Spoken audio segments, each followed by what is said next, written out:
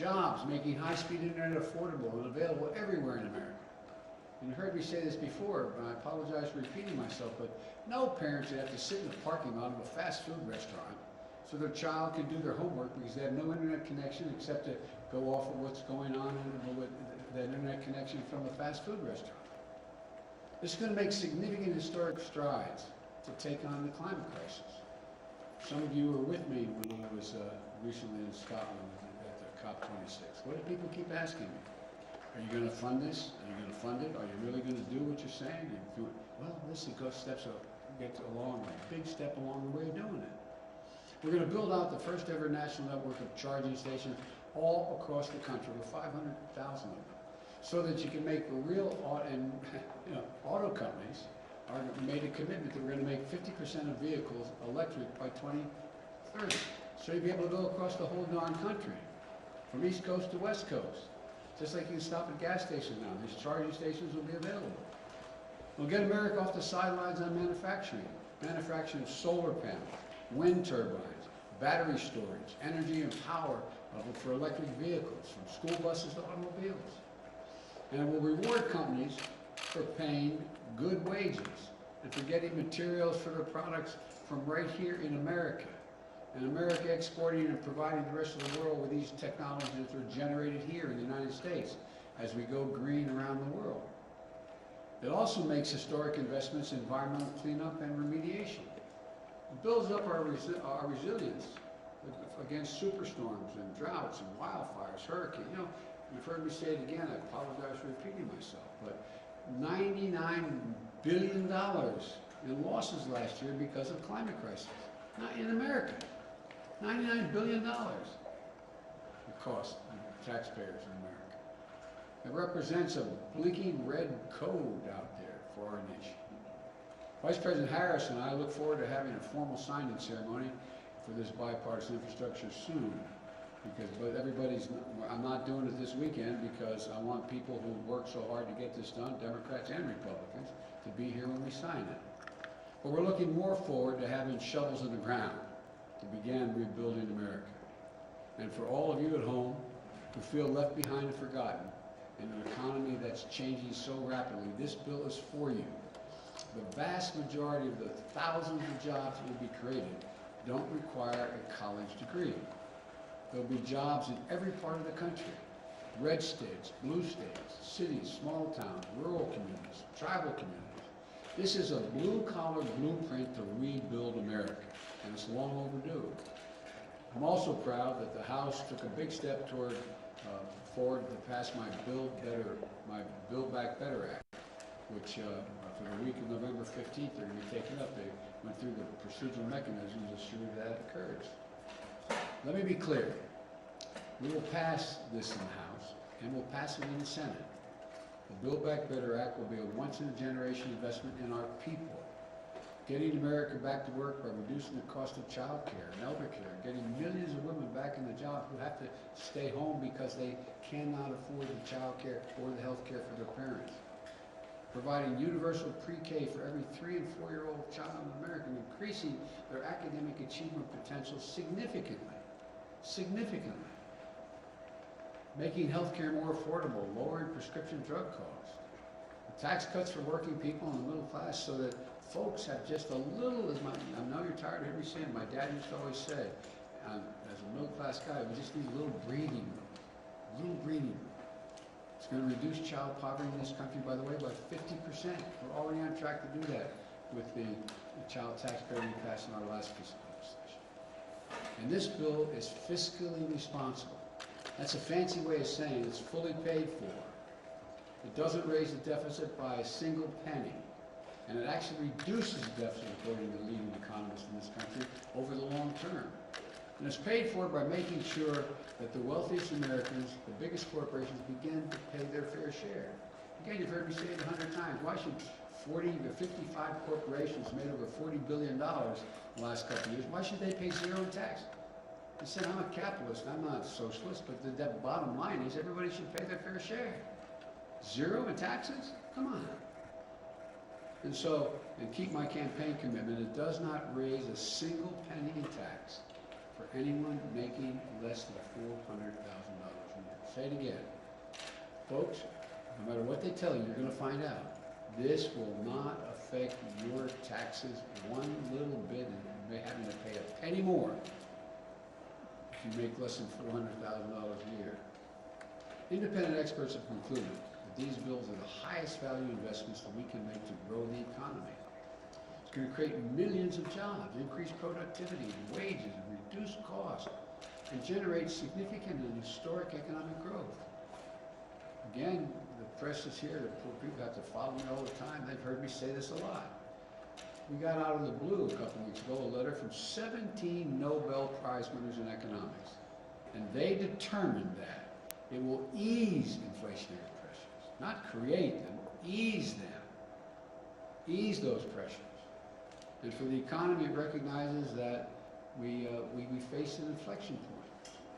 For most of the 20th century, we led the world by a significant margin because we invested in our people. We invested in ourselves. You've heard me say it 1,000 times. Jill would say, my wife says, any country out educates is going to out-compete us. We invested in education. We invested in health. We invested in things that affect people's opportunities to succeed. We built an interstate highway system, which led to the best roads, bridges, airports, and transit systems in the world. These are the arteries of commerce that move goods from coast to coast quickly.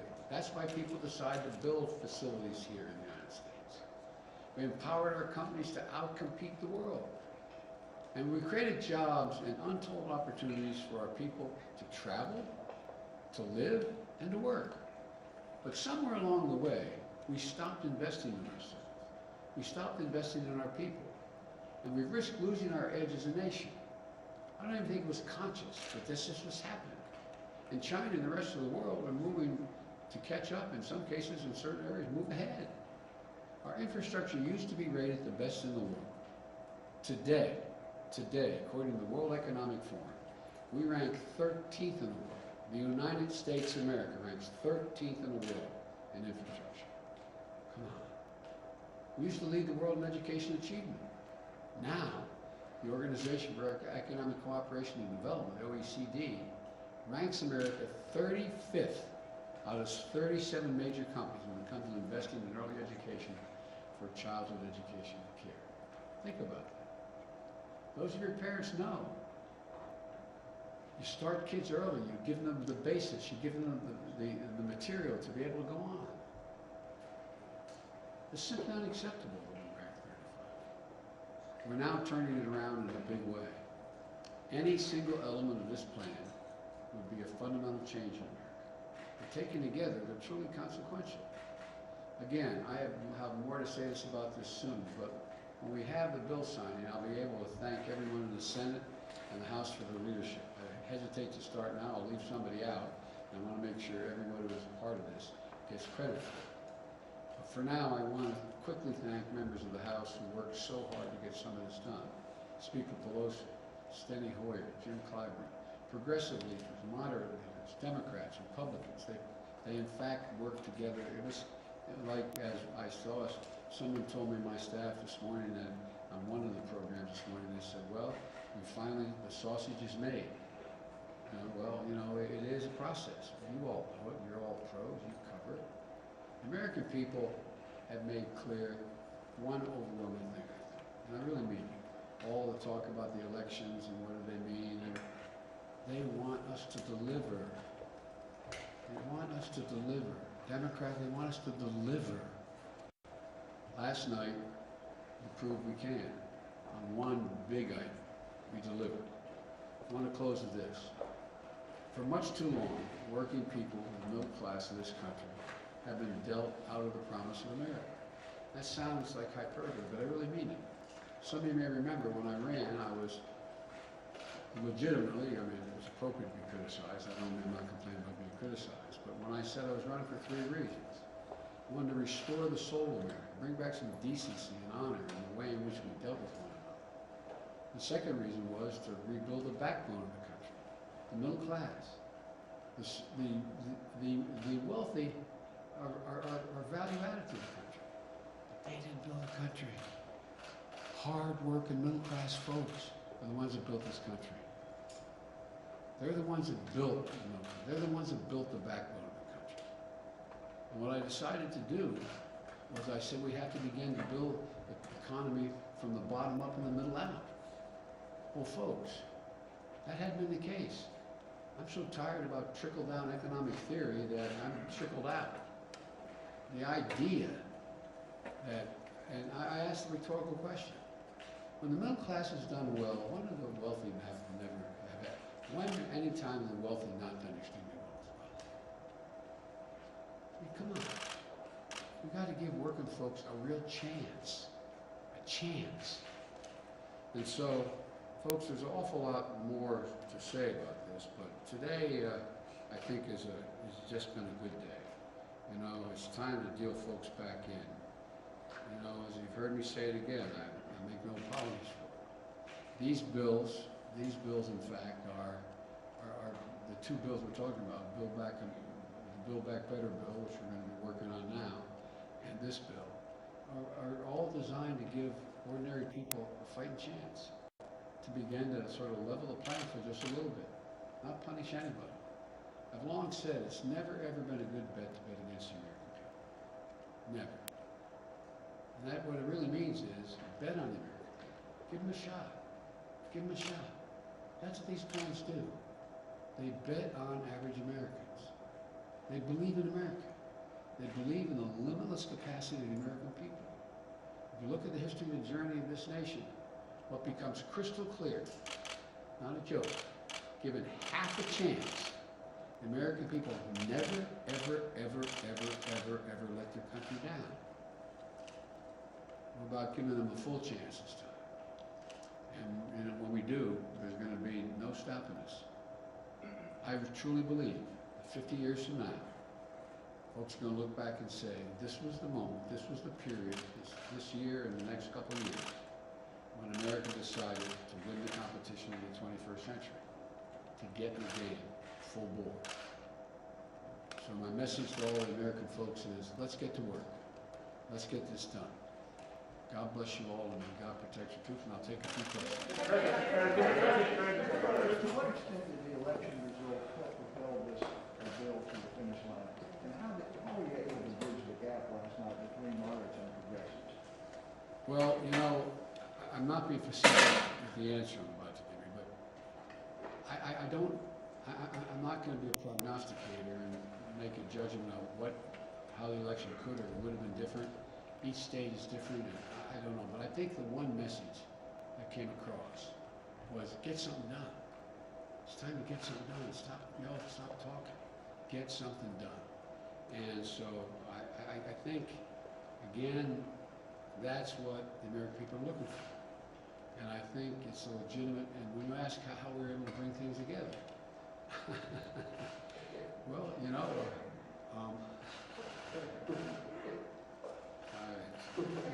look, all kidding aside, I believe everybody in the process is entitled to be treated with respect. And I've been doing this kind of thing, it's not all me, but I've been doing this thing my whole life. I've been able in the Senate to put things together when people say they couldn't be put together, just by making the overwhelming point that you can't have all you want. It's a process. There's no one piece of legislation that's going to solve everybody's problems.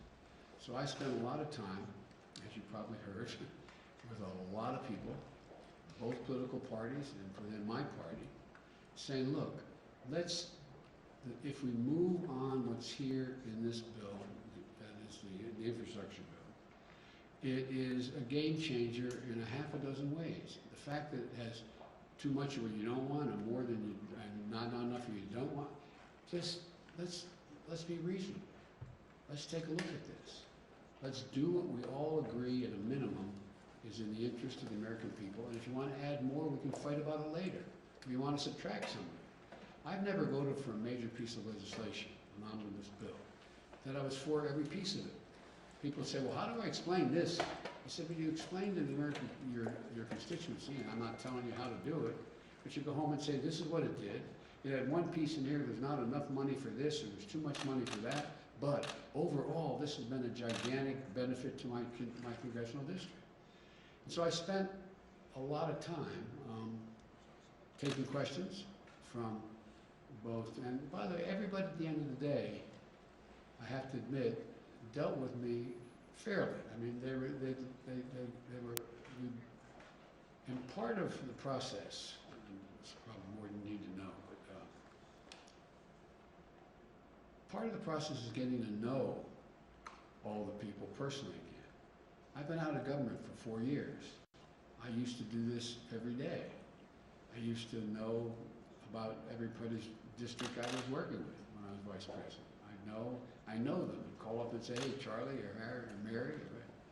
And so it's getting to know a lot of these people, to build trust. Because everything I say I'm going to try to do, I will try to do. And I think that's also part of the process.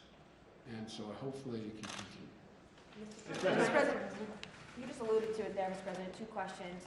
You are arguably the most legislatively experienced president we've ever seen. But to get this first agenda item over the finish line, you need Republican votes. Sure. You are not going to have Republican votes, though, for your Build Back Better agenda. Isn't it doomed? And then my second question, Mr. President, OPEC Plus has snubbed your call to pump more oil. When will you respond with an SPR release? Well, first of all, I'm not anticipating that OPEC would respond, that Russia and/or Saudi Arabia would respond. They're going to pump some more oil. Whether they pump enough oil is a different thing. There are other tools in the arsenal that we have to deal with other countries at an appropriate time. I will talk about it, that we can get more energy in the pipeline, figuratively speaking. And I don't start off with any assumption that I can't get anybody to vote for anything. And so, I mean it sincerely. I think what's going to happen is we're going to see what happens in the Senate and whether or not I need only Democratic votes, which is likely, which is a likely outcome. And the question is, can I get all of those votes? This is a process. And all along, you told me I can't do any of it anyway. From the very beginning. No, come on, be honest, okay? You didn't believe we could do any of it. And I don't blame you. Because you look at the facts, you wonder how this is going to get done. But I think there's a dawning on the part of a lot of people, whole elective office, that if you get some of this done, things are better for them as well as everybody else. And I'm sure there's some calculations saying, well, Biden gets this other bill, and he's going to be moving too fast, and it's going to hurt. You know, the Democrats are going to be doing too well. That's why I think we have to try to figure out how to make the case across the board as to, there's a lot of things we have to tackle yet. So. Mr. President. Mr. President. Have you gotten assurances from moderate Democrats in the House and Senate that they are going to vote for your Build Back Better plan now that what they really wanted, the infrastructure bill, has passed? You know, I'm not going to answer that question for you because I'm not going to get into who made what commitments to me. I don't negotiate in public, but I feel confident. I feel confident that we will have enough votes to pass the Build Back Better. What gives Mr. you that President. confidence? What gives you that confidence? Me. Mr. President, you were forced to scrub paid family leave from your framework a couple of weeks ago. I'm sorry? You were forced to pull paid family leave from the framework you released a couple of weeks ago. The House is putting it back in. Can you keep it in this bill when it makes its way to the Senate? Time will tell. Mr. President, I'd like to ask you real quick, sir, where do you stand? You said last week that this report about migrant families at the border getting payments was garbage. No, I didn't say that. Let's said get it straight. You said everybody coming across the border gets $450,000. So the number was what you had a The problem number I was referring to. Okay, Now, here's the thing. sure. If in fact, because of the outrageous behavior of the last administration, you coming across the border, whether it was legal or illegal, and you lost your child, he's gone, you deserve some kind of compensation, no matter what the circumstance. What that will be, I have no idea. I have no idea. But you're okay with DOJ negotiating the settlement? President, 2 questions. You referred to China twice in your comments, and yet we haven't heard anything about the China bill, which is really the third element of what you're hoping to do here. It's been through the Senate, has not yet come up to the House, and it would seem that that is the one that is more key to our competitiveness. So I was wondering if you would talk a little bit about that, and then also tell us how you're feeling right now about the Iran deal, since it looks like you're going to go back to discussion at the end of the month. But the Iranians have made it pretty clear at this point, they plan to rip up most of what was done so far. So are you into your plan B at this point? I'm not going to comment on Iran now. And in the China bill you're referring to, everything in good time. You got to get this through. You got to get this through. The next thing is Build Back Better. So when do you plan to do that? Well, in order. I'm going to take one more question. Mr. President, can I follow up on paid leave, Mr. President? Sir, may I follow up on paid leave? Mr. President, Democratic Congresswoman Abigail Spanberger said of your presidency this week, nobody elected him to be FDR, they elected him to be normal and stop the chaos. How do you view your mandate after Tuesday's election losses for Democrats, and is she wrong? Well, Abigail's a friend. We had a long talk. She joked and said, I have a picture, she said, I have a picture of Roosevelt hanging in my office, her office, okay? I don't intend to be anybody but Joe Biden. That's who I am. And what I'm trying to do is do the things that I ran on to do. And look, people out there are ordinary, hardworking Americans, are really, really been put through the ringer the last couple of years, starting with COVID. COVID has disrupted almost every family one way or another, whether it's wearing a mask or losing a family member. You know, 750,000 plus Americans dead? 750,000. And so people are worried. People are also worried about, you know, coming up, they don't understand them. Why is the price of agricultural products, and when I go to the store, why is it higher? What, like for example, if we were all going out and having lunch together, and I said, let's ask whoever's in the next table, no matter what restaurant we're in, have them explain the supply chain to us. You can understand what we're talking about? They're smart people. But supply chain? Well, why is everything backed up? Well, it's backed up because the people supply the materials that end up being on our kitchen table or in our life. Guess what? They're closed those plants because they have COVID. They're not, so it's a complicated world that people are facing. We've never faced anything like this before. I mean, I'm not saying it's the worst of every time in American history, but we never faced anything this sort of defiant of understanding of what's going on. And you can understand why people are upset. And whether you have a PhD or you're working, you know, in a restaurant, it's confusing. And so people are understandably worried. They're worried. And so all I can say is what I'm going to try to do is explain to the American people as best I can. And by the way, you all write for a living. I haven't seen any one of you explain the supply chain very well. No, I'm not being critical. I'm being deadly earnest. When your editor says, explain the supply chain. Okay? It's a luck in your senior years, my coach used to say. But I sincerely mean it. This is a confusing time. Confusing time. Think of all those children who may have lost more than a year of education by only being out one semester. Think of all this going on in terms of access to everything from when you go back to college, if you're in college, you go back to college, where you have to wear your mask, or who's your roommate? I mean, this is a confusing moment. And it seems to me that my job as the President of the United States is to try to figure out, myself as well, what is most needed to put people at ease and let them know there's a way through this. There's a way through this. The world has never been here before. That sounds like hyperbole, but think about it. Think about it. This truly is one of those inflection points in history. All the pieces of the board are moving, both in terms of the relationships among and between nations, as well as the pieces of what employment future people have. How do we do this? And so this is a confusing time, but I promise the American people, I have one focus. How do we give you some breathing room? How do we get you to the point where we take pressure off you so you can begin to get back to a degree of normality and we move to a different place? And this time when we move, by the way, everybody internationally uses Build Back Better now. When I used the phrase initially, people looked at me like, Build Back Better. Well, what it means, we're the only country in the world gone through a crisis, that goes through a crisis and come out better than we were before the crisis occurred. That's building back better than it was before. So this is the process.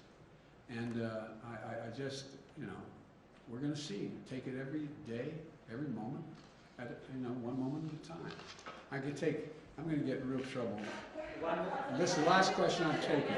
You can decide who I'm pointing to. Sir, when can Americans expect to see the impact of the infrastructure bill? And when do you think the Build Back Better bill will be passed? By Thanksgiving, Christmas? I don't want to make your job easier. I don't want to give you, I know the answer exactly when it's going to be passed. And I know exactly how it's going to. When can Americans see the impact of this bill? So when Well, they'll see the effects of the bill, this bill, probably starting within the next 2 to 3 months, as we get things, shovels in grounds and the ground, and people being told they're going to be working and following things, and things are going to move. It is a bill that's paid out over a number of years, and so, but the biggest thing it does is give people you're going to have people going, oh, okay, well, I guess I'm going to be able to keep my job. Or I'm going to be able to get a job doing that, or I'm moving. So I can't tell you that any of that with precision. If anybody can, then they ought to go into fortune telling. But it's going to be a provision, a bill that is going to have a profound impact over time. It's a little like, and I'll end with this, a little like when we first came to office. And a lot of this has to do with this lady right here, the vice president. It's not all me. I used to stand there and have to listen to the president. She's got to stand there and listen to the president, but she deserves an enormous amount of the credit. But here's the deal. When we came to office, we were told virtually by everybody, you can't get this economy moving. Remember when they told me there's no way I could get, 2 million shots a day into people's arms in the beginning. There's no way I get 200 million, so no way I could get the vaccine. There's no way. It's understandable. I'm not criticizing people who said that, because these things have never been done before. It's never happened before. And so we got to work. I agree, I am a congenital optimist. But it's because I really mean this. I have enormous faith in the ingenuity and the integrity of the American people. I'm not joking. I have enormous faith in them, because I'm convinced we're the most unique country in the world. Not because we're all so smart and the rest, but because we're the only country that's organized based on an idea. We really mean it. We haven't lived up to it, but we hold these truths to be self-evident. All men and women are created equal. Basically, give everybody a shot. And I really have faith in the American people. I know we're divided. I know how mean it can get. And I know there are extremes on both ends that make it more difficult than it's been a long, long time. But I'm convinced, let the American people know that we're committed to enhancing their ability to make their way all do better. Thank you all so very much. Will Democrats have to go it alone to raise the debt limit? Put update on the Fed chair.